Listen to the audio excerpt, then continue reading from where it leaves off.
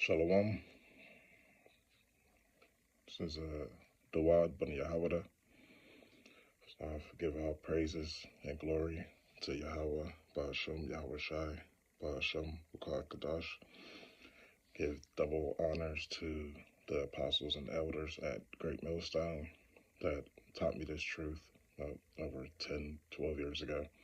Still learn from them today.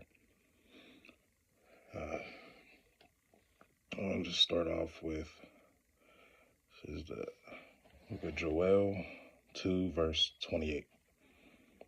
And it shall come to pass, actually 27, I'm going to start right there. And ye shall know that I am in the midst of Israel, and that I am Yahweh your power, and none else. And my people shall never be ashamed. That last part, ashamed, that's what I really try to get into. As far as like a lot of times I have a lot of dreams that I don't share for various reasons. But we're getting to the second one, verse 28. And it shall come to pass afterward that I will pour out my spirit upon all flesh, and your sons and your daughters shall prophesy, and your old men shall dream dreams, and your young men shall see visions. You know, you got the exact same thing said in Acts 2:17. I'm making this video just to explain the dream I had. I think it was like last night. And I had a following dream after that. Just a quick background. Right before, probably 6-9 months, right before I found this truth, I got really big into dreams, lucid dreaming, etc. And there was a lot of things that happened. And even probably a few months after getting into the truth, those dreams intensified on a different scale. I used to see visions of nukes going off, chariots landing, people going crazy. And you'll have these dark beings, like black beings or glowing like green, coming off. And I just dropped down and prayed and gave thanks. I was happy, but everybody else was bugged out of their mind. So I got in the habit of writing down dreams a lot of times because it helps with dream recall. A lot of times it was rare for me to meet anybody that actually remembers their dreams, let alone have dreams that are as vivid as the ones that I have. My dreams do not feel like dreams when I wake up. Most of the time they feel like memories. I'm easily able to recall a majority of them. And even in the past, there's a lot of things I used to do in these dreams. So now I'll start with this first one I had. It's fragmented in the beginning, and then as far as my recall of it. So it started out, there was like a knock at my door. It's not in where I'm staying right now, but I was at a house, but proceeded to be mine. It was a white door, and there was like a little stained glass kind of thing at the top, but the glass was just clear, white, clear. And there was like black metal going through it. There was a banging at the door, like I could hear all type of chaos and whatnot going on outside. And I remember the voice was a buddy of mine, Jake, that I went to grade school with. And he wanted to get in, and for some reason I wouldn't let him in. And then what was he saying? He was telling me something about, like he acknowledges that he knew, like he found out that he's an Israelite now, and he said, yeah, that stuff with the Sephardic Jews or this bullshit. And I said, yeah, you're right. And I said, Yahweh Ba'ashem Yahweh Shai Barakatah. And the moment I said that, boom, outside, but not the outside that was outside my door. I'm outside somewhere else. There's nothing around me except for I see a big mountain, but it was made of clouds. It was a big mountain made of clouds, and at the top there was a big beast. In the beginning, I didn't acknowledge the shape. I couldn't. It was like I seen a silhouette of it. I couldn't really tell what it was. It's a big, big beast that was just on the top of it, perched, and there was like a sound, like a kind of like a whistling of the wind going by. And I don't know how, but eventually I got to the top, whereas the beast is over here, and I'm over here right behind it. And then I noticed it's brown. The color of it's brown. Then it's like then I start realizing and seeing that it's an eagle or something. It's a very big bird, like a huge bird, like probably 10, 12 feet tall, big, and it's huge. And it kept repeating, liar, like it's looking down, liar, liar. And I'm like, who? He keeps saying, a liar, who? Liar, who? We're just going back and forth. Then the image or my perception goes to its talons. Its talons don't really necessarily look like eagle talons, like they're not like bent. It's kind of straight, like about 3 or 4 of them. They look like horns, kind of maybe like goldish, like goldish brownish, horns, like they were just straight. And it was gripping a branch, but that branch wasn't. It was a branch made of clouds, and it like disappeared from its grasp. And then and that we're still going back and forth because it's like I'm getting, I'm like, I don't know, I'm getting like a little shaken up a little bit in the dream. And it's just like his back is to me. He's looking down towards the earth, and it keeps yelling, screaming. It keeps getting louder, and I'm going back. We're going back and forth. Like I said, he's going, liar, who, liar, who, liar, who, going back faster and faster. Eventually, I wake up.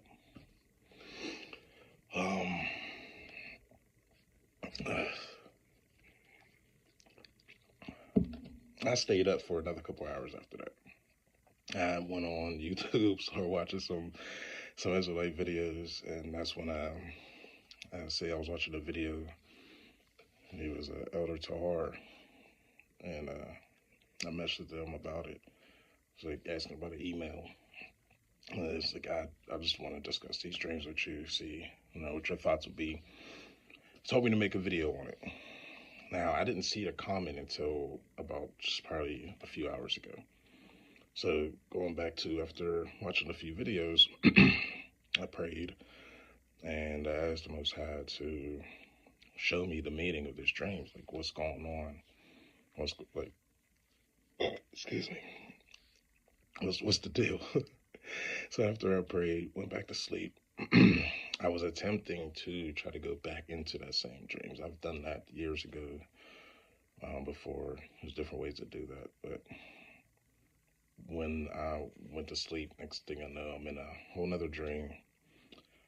See, the beginning of it is fragmented, but once I woke up, I did write down like key points of different things, because towards the end of it, it was I believe at first it was like my brother, like my flesh and blood brother was like chasing after me and my youngest son, and I held my son was running, and then my brother turned into this white man, and I look back, and he's sitting down next to a little white boy.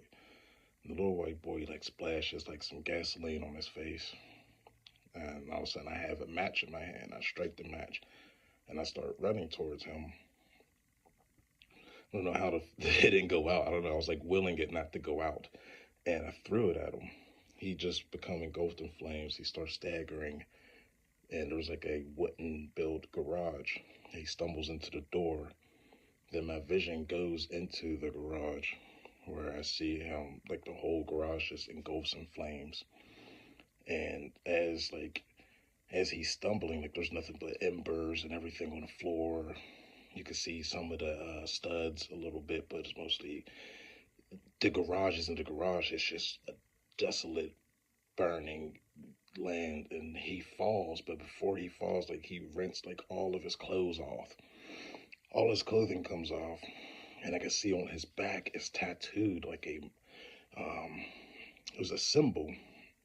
Let's see if I can write this symbol out. But it was a symbol followed by 3 numbers.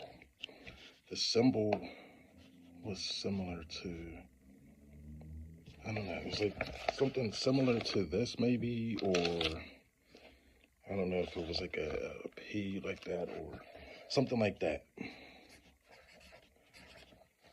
And then you had the numbers 486 on his back. As soon as he falls into the embers, he just vanishes.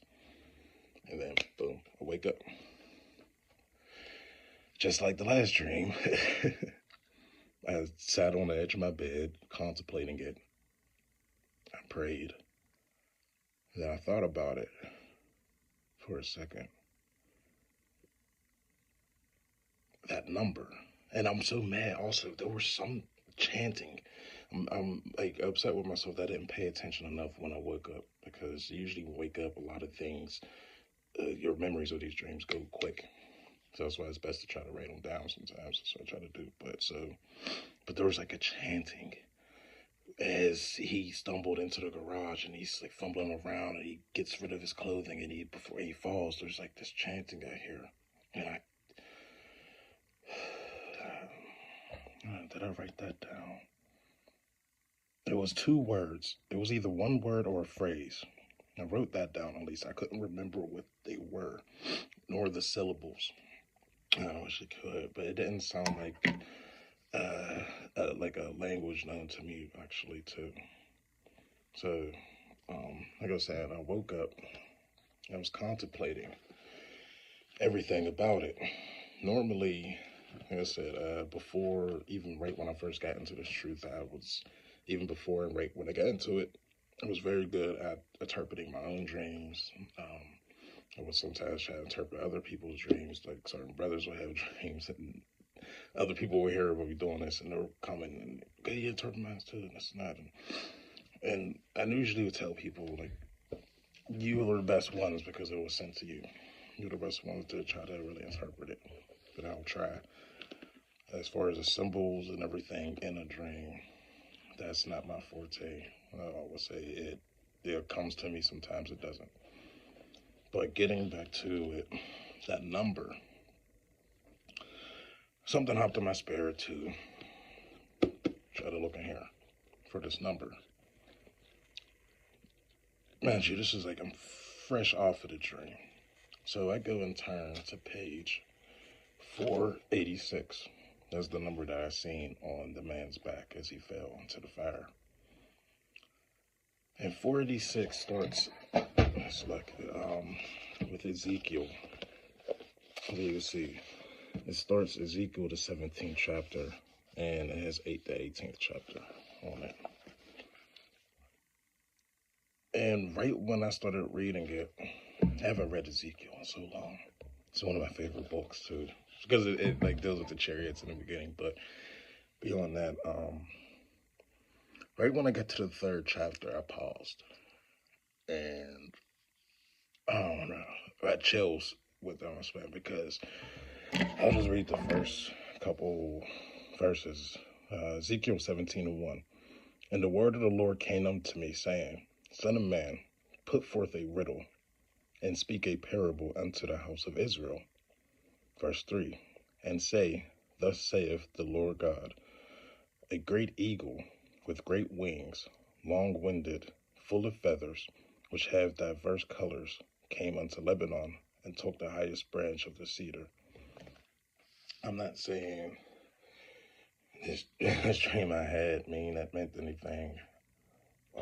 It's just the coincidences it's seldom I go through life thinking of things as a coincidence. Everything happens for a reason. The Most High knows these reasons, and I just ask that He shows me them sometimes.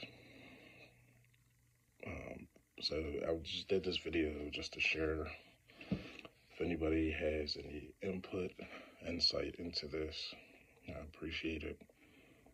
I'm going to go back into reading 17 and 18, mostly 17, and I'm going to pray and see if I could get some more better understanding, Lord willing, and do a fast and pray to see what's going on, and pray for more dreams, because this is something that I want to see what's going on.